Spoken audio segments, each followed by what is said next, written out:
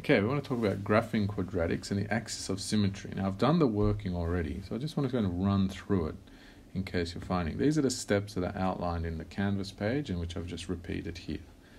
Right, so basically we want to look at concavity, then we want to look at axis intercepts, which we've done much of in the past. You want to find the axis of symmetry, which is x equals negative b on 2a.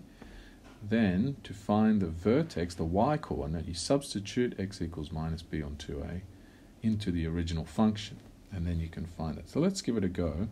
And that's kind of the idea that minimum point is when it's concave up. That's the vertex.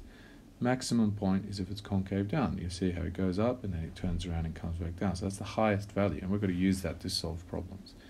So if my function is minus 2x squared plus 2x plus 1, all right, we are going to give this a go first.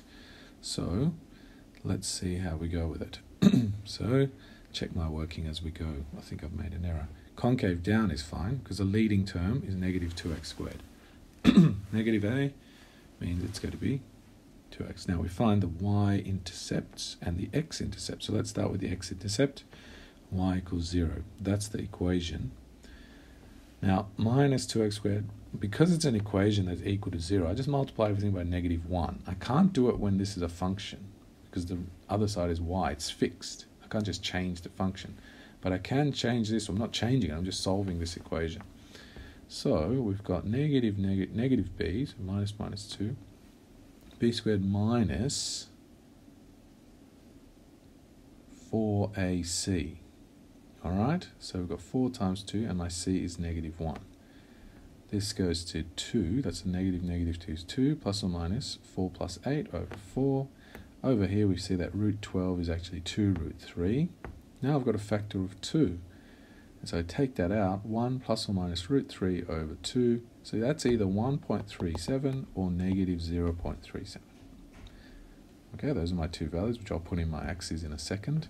And then the y-intercept, you just substitute in x equals 0. When we do that, we find that the y-intercept is 1. Now the last part we want to do is to find the axis of symmetry, which is always x equals negative b on 2a. And I believe that's in your reference sheet.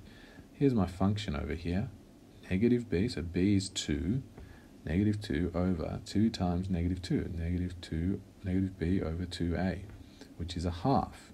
That's my x-coordinate. Now to find the y-coordinate of my vertex, which in this case is maximum point, because it's a maximum point, because the parabola is concave down, so we substitute the x-coordinate, or the axis of symmetry, into the function. Now that's just being careful with our substitution. Negative 2 times half squared, plus 2 times a half plus 1. That's negative 2 times a quarter, plus 1 plus 1.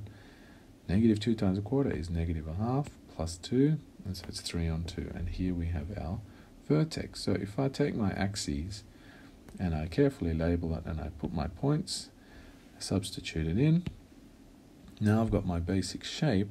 I know it's concave down and it has to go through these points, carefully drawing a smooth curve of a parabola, arrows on the end, a rounded point, and then we come down making sure it's symmetrical and always labeling it with what it is.